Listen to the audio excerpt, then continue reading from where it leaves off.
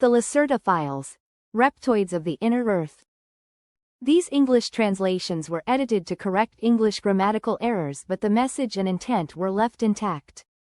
The word, Elohim, or Elohim, used extensively in these texts could mean Elohim, since this is the equivalent traditional word used in Western culture. However, this term may indicate a different galactic race. The illustrations are not of Lacerta. Introduction.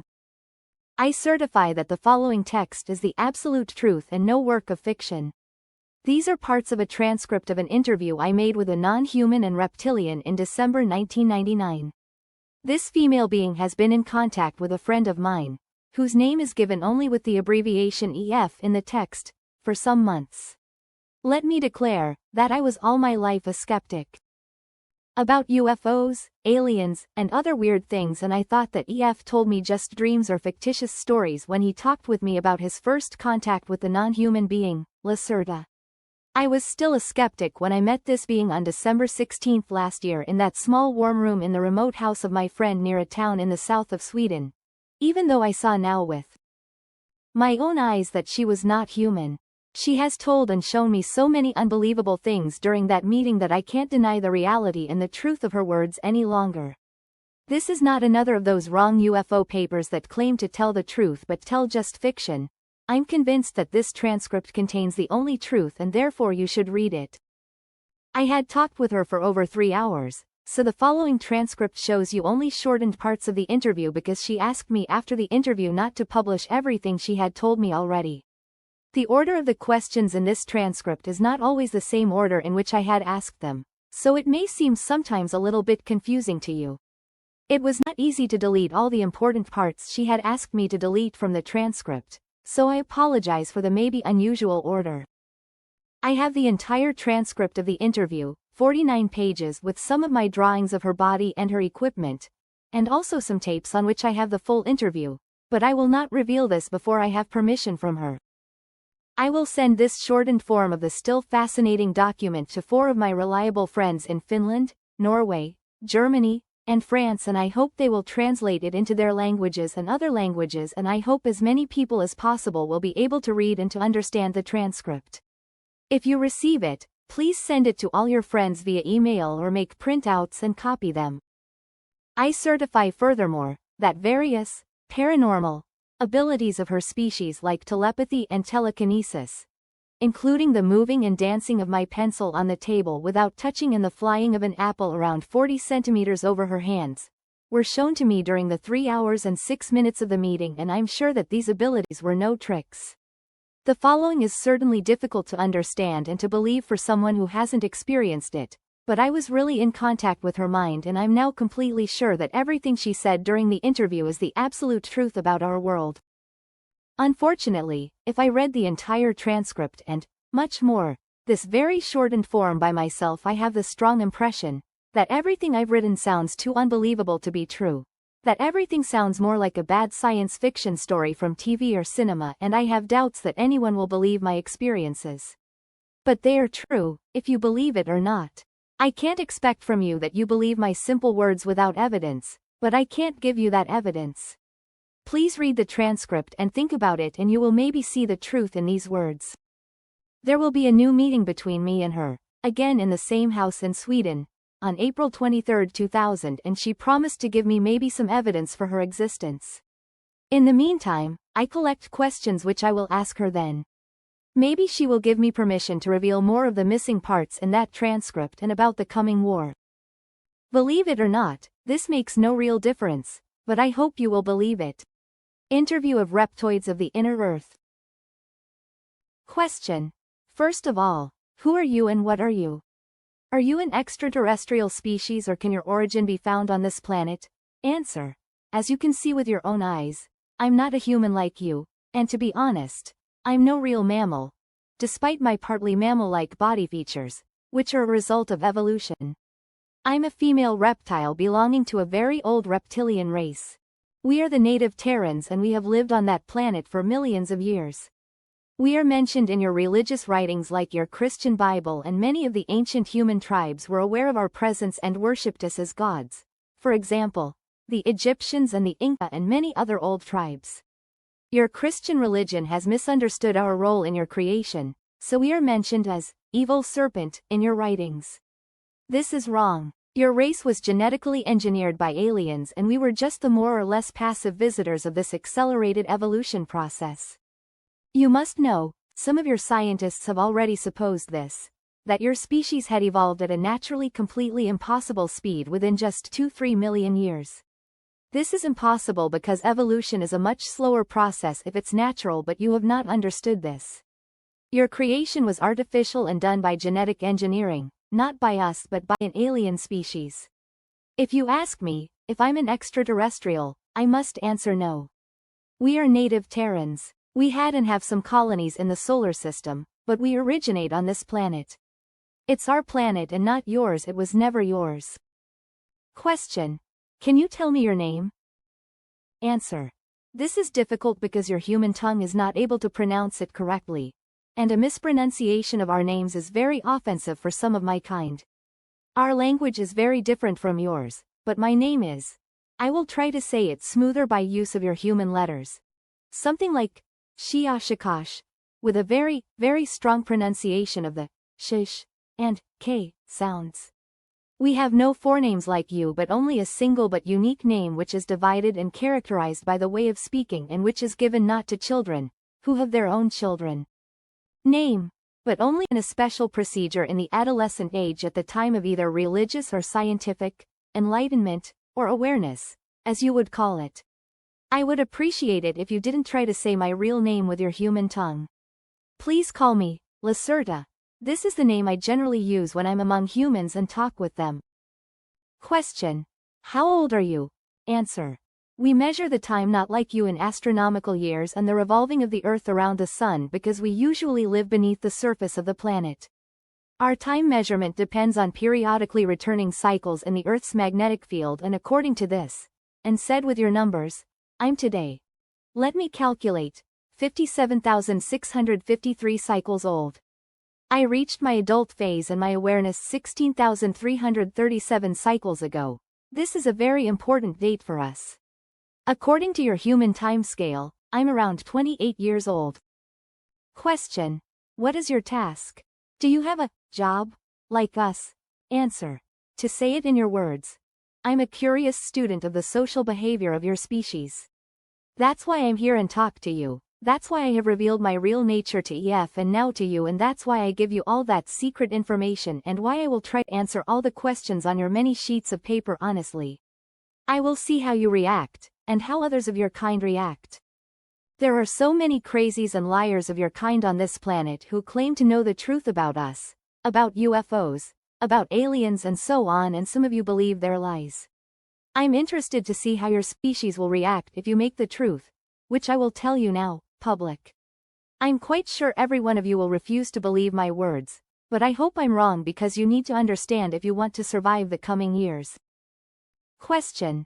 I've read your full statement, which you have given to EF, about this, but can you give me now just a short answer? Are UFOs real flying objects piloted by extraterrestrials, or do they belong to your species? Answer. Some observed UFOs, as you call them, belong to us, but most do not. Most of the mysterious flying objects in the sky are not technological devices but mainly misinterpretations of natural phenomena your scientists have not understood, like spontaneous plasma flares in the high atmosphere. Nevertheless, some UFOs are real craft belonging either to your species, especially to your military, or to other alien species, or at last to us. But a minority of sighted craft belongs really to us, because we are generally very careful with our movements in the atmosphere and we have special ways to hide our ships. If you read a report about a sighting of a metallic bright gray cigar-shaped cylindrical object with a length of, there are different types, let me say between 20 and 260 meters, and if this object had made a very deep humming sound and if there were 5 bright red lights on the metallic surface of the cigar, one at the top, one in the middle, 2 at the end, then it's likely that someone of you have seen one of our ships, and this means that it was either partly defect or that some of us was not careful enough. We also have a very small fleet of disc-shaped craft, but such UFOs belong usually to an alien species. Triangular UFOs belong generally to your military, but they use foreign technology to build them. If you want to try to see one of our craft, you should have a look at the skies over the Arctic, the Antarctic and Inner Asia, especially over the mountains there. Question. Do you have a special symbol or something like that with which we can identify your kind? Answer. We have two major symbols representing our species. 1. The more ancient symbol is a blue serpent with 4 white wings on a black background. The colors have religious meanings for us. This symbol was used in certain parts of my society, but it is today very seldom. You humans have copied it very often in your old writings. The other symbol is a mystic being you would call a dragon, in the shape of a circle with 7 white stars in the middle. This symbol is much more common today. If you see one of those symbols on a cylindrical craft I've described in my previous answer or on some underground installation, this thing or place belongs definitely to us, and I would advise you to go away from there as soon as possible. Question. The 7 stars in the second symbol you've mentioned, do they mean the Pleiades? Answer. Pleiades? No. Actually, the 7 stars are planets and moons, and they are a symbol for our former 7 colonies in the solar system. The stars are shown in front of a blue background, and the dragon circle means the shape of Earth. The 7 white stars mean Moon, Mars, Venus and 4 moons of Jupiter and Saturn we had colonized in the past. 2 colonies are no longer in use and abandoned, so 5 stars would be more correct. Question. As you have not allowed me to take photos, what would be very useful to prove your real existence and the truth of this story? Can you describe yourself in detail? Answer.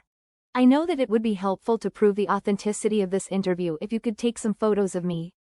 Otherwise, you humans are very skeptical. That's good for us and the real alien species acting secretly on this planet. So even if you had such photos, many of your kind would say that they are frauds, that I'm just a masked human woman or something like that. That would be very offensive for me. You must understand that I can't permit you to take photos of me or my equipment. This has various reasons, which I want not to discuss with you further, but one of the reasons is the keeping up of the secrecy of our existence, and another reason is more religious. Nevertheless, you have permission to make drawings of my look and of my equipment. I can show you later. I can also try to describe myself, but I doubt that others of your kind will be able to imagine my real look just from simple words, because the automatic denial of the existence of reptilian species and generally of intelligent species other than your own is part of the programming of your mind. Well, I will try. Imagine the body of a normal human woman and you have at first a good imagination of my body.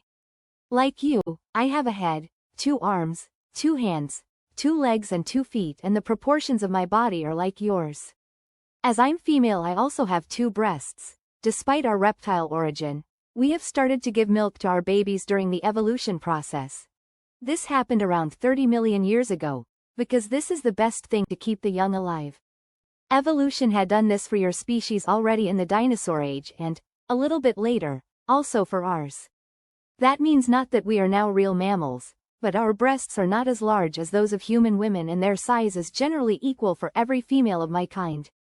The external reproduction organs are for both sexes smaller than those of humans, but they are visible and they have the same function as yours. Another gift of evolution to our species. My skin is mainly green-beige paler green, and we have some patterns of brown or regular dots, each dot of the size of 1-2 centimeters, on our skin and in our face. The patterns are different for both sexes, but females have more, especially in the lower body and in the face. You can see them in my case as 2 lines over the eyebrows crossing my forehead, at my cheek and my chin. My eyes are a little bit larger than human eyes. For this reason, we can see better in the darkness, and are usually dominated by the large black pupils, which are surrounded by small bright green iris. Males have dark green iris. The pupil is slit and can change its size from a small black line to a wide-open egg-shaped oval because our retina is very light-sensitive and the pupil must compare this. We have external round ears, but they are smaller and not so curved as yours, but we can hear better because our ears are more sensitive to sonic. We can also hear a wider range of sonic. There's a muscle or lid over the ears which can completely close them, for example underwater. Our nose is more pointed and there is a V-shaped curving between the nostrils, which enabled the ancestors to see temperature. We have lost most of this ability, but we can still feel temperature much better with this organ. Our lips are shaped like yours, those of females a little bit larger than those of males, but of a pale brown color, and our teeth are very white and strong and a little bit longer and sharper than your soft mammal teeth. We have no different hair colors like you, but there is a tradition to color the hairs of different ages, and the original color is, like mine, a greenish brown. Our hairs are thicker and stronger than yours, and they grow very slow. In addition, the head is the only part of our body where we have hair. Our body, arms and legs are similar in shape and size to yours, but the color is different, green-beige, like the face, and there are scale-like structures on the upper legs, over the knee, and upper arms, over the elbow. Our 5 fingers are a little bit longer and thinner than human fingers, and our skin on the palm is plain. So we have no lines like you, but again a combination of a scale-like skin structure and the brown dots. Both sexes have the dots on the palm, and we have no fingerprints like you. If you touch my skin, you will feel that it is smoother than your hairy skin. There are small sharp horns on the upside of both middle fingers. The fingernails are gray and generally longer than yours. You see that my nails are not so long and round at the top. This is because I'm female. Males have sharp pointed nails with a length of sometimes 5 or 6 centimeters. The following feature is very different from your body and part of our reptilian origin. If you touch the backside of my upper body, you will feel a hard bony line through my clothing. This is not my spine, but a very difficult shaped external plate structure of skin and tissue following exactly our spine from the head to the hip. There is an extremely high number of nerves and large blood vessels in this structure and in the plates, which are around 2 or 3 centimeters long and very touch sensitive. This is the reason why we always have problems sitting in chairs with a back like this chair. The main task of these small plates, besides a role in our sexuality, is simply the regulation of our body temperature, and if we sit in natural or artificial sunlight, these plates become more blood-filled and the vessels become wider, and the sun can heat our reptoid blood, which circulates through the body and the plates, for many degrees, and that gives us great pleasure. What else is different from your kind? Oh, we have no navel, because we were born in a different way to your mammal birth. The other exterior differences from your kind are minor, and I think I must not mention them all now, because most of them are not visible if we wear clothing. I hope the description of my body was detailed enough. I would advise you to make some drawings. Question: what kind of clothing do you generally wear? I suppose this is not the way you dress normally? Answer: no. I wear this human everyday clothing only when I'm among humans. To be honest, it's not very comfortable for me to wear such tight things, and it is always a very unusual feeling. If we are in our own home, this means in our subterranean home, or in our large artificial sun areas, and if we are together with others near to our name, we are usually naked. Is this shocking for you? When we are in public and together with many others of my species, we wear very wide and soft clothing made of thin, light stuff. I have told you that many parts of our bodies are very touch sensitive, mostly the small backplates, so we can't feel comfortable in tight clothing because it can hurt us. Men and women often wear the same kind of clothing, but the colors are different for the sexes. Question: you've said, others near to your name. Do you mean your family? Answer: no, not really. You would call it family, but with this word you mean only those of your kind who belong genetically together, like father or mother and child. As I have said earlier, we have a very difficult and unique name. Part of the pronunciation of that name is absolutely unique, and there is no other being with the same name, but part of this name, the middle part, is pronounced in a way that tells the others to which family, I must use the word, because you haven't the right one in your vocabulary, you belong. This means that all in that group are genetically related to you, because these groups are usually very large and contain between 40 and 70 of us. This group generally includes your genetic relations, except one of them had decided to leave this group, and your connection with your father and mother is often the strongest. It would be too difficult for me to explain to you now our very old social system, which is very complex, and we would need many hours only for the primary things. Maybe we can meet another time and I can give you detailed descriptions of all these things. Question: do you have a tail like normal reptiles? Answer: do you see one? No, We have no visible tail. If you look at our skeleton, there is only a small rounded bone at the end of our spine behind the pelvis.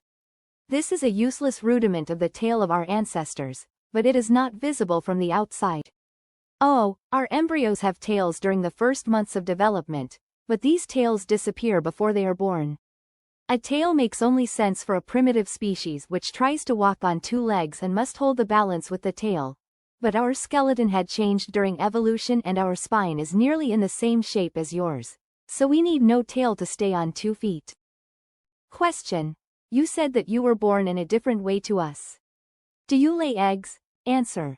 Yes, but not like your birds or primitive reptiles. The embryo grows in a protein liquid inside the mother's womb, but there is also an egg-shaped but very thin chalk hull around it, that fills the whole womb. The embryo inside this hull is completely autarky from the mother's body and it has every substance it needs to develop inside this chalk hull. There is also a cord like your navel cord which is connected to a point hidden behind the back plates. When the baby is going to be born, the whole egg is pressed through the vagina covered in a slimy protein substance and the baby came out of this soft egg after some minutes. These 2 horns on our middle fingers were instinctively used by babies to break through the chalk hull to take their first breath. Our young are not so large as your babies when they were born, they are between 30 and 35 of your centimeters tall, and the egg is around 40 centimeters tall. This is because our vagina is smaller than a human one. But we grow to a normal size of 1:60 to 1:80 meters. Question. What about your body temperature? You've said that you enjoy lying in the sun. What effect has this to your organism? Answer. We are no mammals and as reptiles, our body temperature depends on the temperature of our surroundings. If you touch my hand you will maybe feel that it is colder than yours, because our normal body temperature is around 30 to 33 degrees Celsius. If we sit in the sun, especially naked and with our row of small back plates in the sun, our body temperature can rise for 8 or 9 degrees within minutes.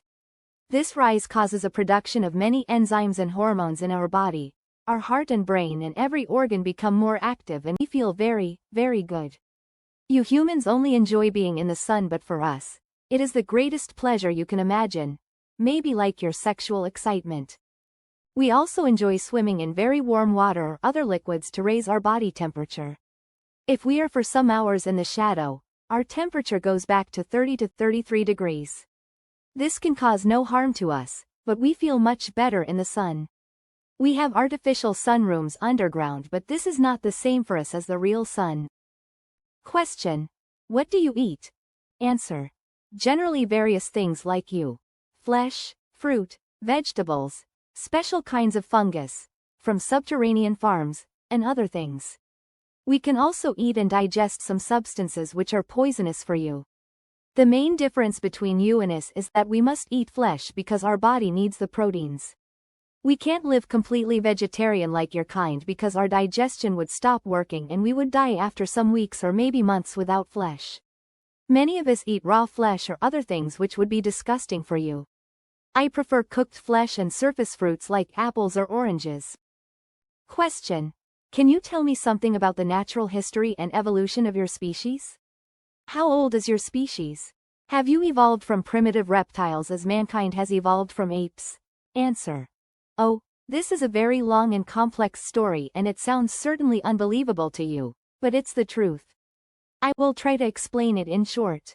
Around 65 million years ago, many of our unadvanced ancestors from the dinosaur race died in a great global cataclysm. The reason for this destruction was not a natural disaster, an asteroid impact as your scientists believe falsely, but a war between 2 enemy alien groups that took mainly place in the orbit and high atmosphere of your planet. According to our limited knowledge about the early days, this global war was the first alien war on planet Earth, but it was definitely not the last, and a future war is coming soon, while a Cold War, as you call it, between alien groups is ongoing since the last 73 years on your planet. The opponents in this 65-million-year-old war were 2 advanced alien species, whose names are again not pronounceable for your tongues. I'm able to say them, but it would hurt your ear if I tell you the names in their original way.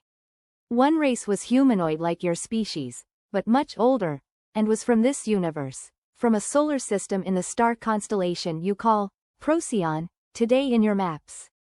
The other species about which we know not so much was a reptilian species, but they have nothing to do with our species because we have evolved from local saurians without exterior influence, except the successful manipulation of our genes by us. More about that later. The advanced reptilian species came not from this universe but from how should I explain it to you? Your scientists have not understood the true nature of the universe, because your illogical mind is not able to see the easiest things and relies on wrong mathematics and numbers. This is part of the genetic programming of your kind to which I will come later. Let me say, that you are nearly as far away from the understanding of the universe as you were 500 years ago. To use a term you will maybe understand, the other species came not from this universe but from another bubble in the foam of the omniverse. You would call it maybe another dimension, but this is not the right word to describe it correctly. By the way, the term dimension is generally wrong in the way you understand it. The fact you should remember is that advanced species can walk between bubbles by use of, as you would call it, quantum technology, and sometimes in special ways only by use of their mind. My species had also advanced mental abilities in comparison to your species, but we are not able to do the matter string bubble changing without technology. But other species active on this planet are able, and this looks to you like a magic as it had to your ancestors. Back to our history. The first species, the humanoids, had reached Earth around 150 years before the reptilians, and they built some colonies on the former continents.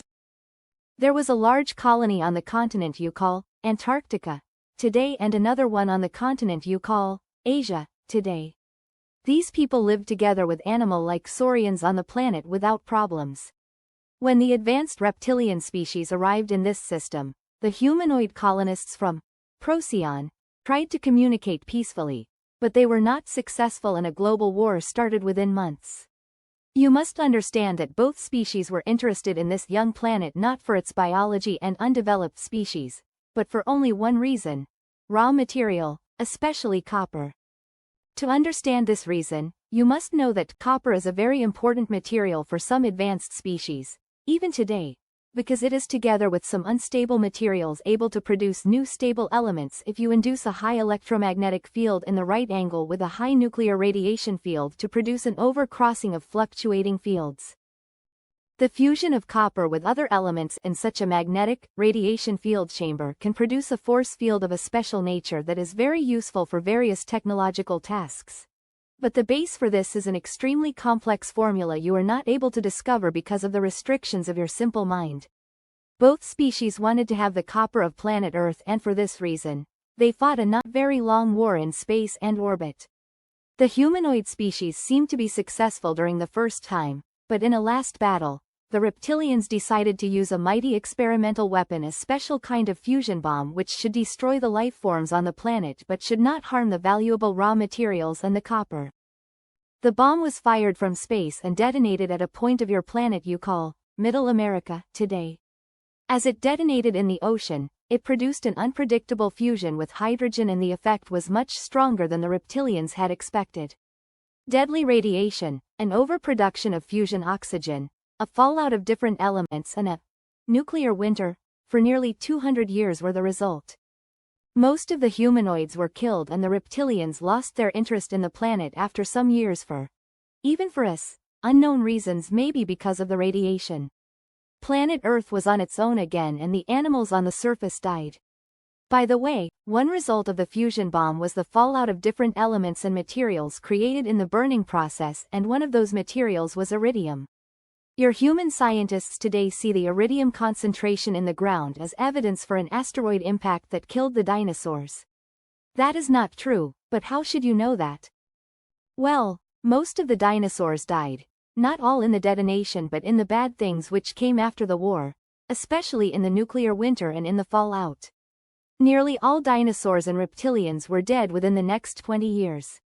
Some of them, especially those in the oceans, were able to survive for the next 200 to 300 years even in this changed world, but these species also died, because the climate had changed. The nuclear winter ended after 200 years, but it was colder on Earth than before. Despite the cataclysm, some species were able to survive. Fish, like the sharks, birds, little creepy mammals, your ancestors, various reptiles like crocodiles. And there was a special kind of small but advanced dinosaurs which had developed together with the last large animal reptilians like the species you call Tyrannosaurus. This new reptile was walking on two legs and looked a little bit like your reconstruction of an iguanodon. It originated in this family, but it was smaller, around 1.50 meters tall, with some humanoid features, a changed bone structure, a larger skull and brain, a hand with a thumb which was able to grab things, a different organism and digestion, advanced eyes in the middle of the head like your eyes, and most important, with a new and better brain structure. This was our direct ancestor. There are theories that the radiation from the bomb took part in the mutations of the organism of this new breed, but this is not proven. Nevertheless, this little humanoid-like dinosaur evolved during the following 30 million years. As I have said earlier, a species generally has more time to evolve than you think, if the evolution is not artificially induced like in your case, from an animal to a more or less thinking being. These beings were intelligent enough not to die in the next millions of years because they learned to change their behavior. They lived in caves instead of in cold nature, and they learned to use stones and branches as first tools and the use of fire to help to warm them, especially to warm their blood, which is very important for our kind to survive. During the next 20 million years this species was divided by nature into 27 subspecies. Unfortunately, former reptilian species were prone to divide themselves in a more or less illogical way into subspecies during the evolution process. You can see this in the unnecessarily high number of animal dinosaur species in earlier times, and there were many, mainly primitive, wars between this subspecies for dominance. Well, nature was not very friendly to us, and as far as we know from the 27 subspecies 24 were extinct in primitive wars and evolution, because their organism and mind were not developed enough to survive in. As the main reason, they were not able to change their blood temperature in the right way if the climate changed. 50 million years after the war and after the end of dinosaurs, only 3, now also technological, advanced reptilian species remained on this planet together with all the other lower animals.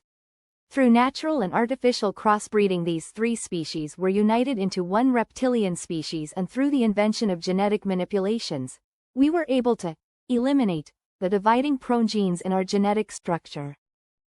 According to our history and belief, this was the time when our final reptilian race as you see me today was created by the use of genetic engineering. This was around 10 million years ago, and our evolution nearly stopped at this point. Well, actually there were some minor changes in our look toward a more humanoid and mammal-like appearance during the coming ages, but we have not divided again into subspecies. You see, we are a very old race in comparison to your kind, which was jumping around as small monkey-like animals in the trees at this time while we invented technology, colonized other planets of this system, built large cities on this planet, which disappeared without a trace in the ages, and engineered our genes while your genes were still those of animals. 10 million years ago the small simians started to grow, and they came down from the trees to the ground, again because of the change of the climate, especially on the so-called African continent. But they evolved very slowly, as it is normal for a mammal, and if nothing extraordinary had happened to your kind, we wouldn't be able to sit here and talk, because I would sit in my comfortable modern house and you would sit in your cave clothed with fur and trying to discover the secrets of fire, or you would maybe sit in one of our zoos. But things have developed differently, and you believe now you are the crown of creation, and you can sit in the modern house, and we must hide and live beneath the earth and in remote areas. Around 1.5 million years ago, another alien species arrived on Earth. It was surprisingly the first species since over 60 million years. This would be more surprising for you if you knew how many different species are today here. The interest of this humanoid species, you call them illogene, today was not the raw material and the copper, it was to our astonishment the unadvanced ape humanoids. Despite our presence on this planet, the aliens decided to help the apes to evolve a little bit faster, to serve them in the future as some kind of slave race in coming wars. The fate of your species was not important to us, but we didn't like the presence of the illogene on our planet, and they didn't like our presence on their new galactic zoo planet, so your 6th and 7th creation was the reason for a war between us and them. You can read about that war, for example, partly in the book you call Bible, in a very strange way of description. The real truth is a very long and difficult story. Should I continue?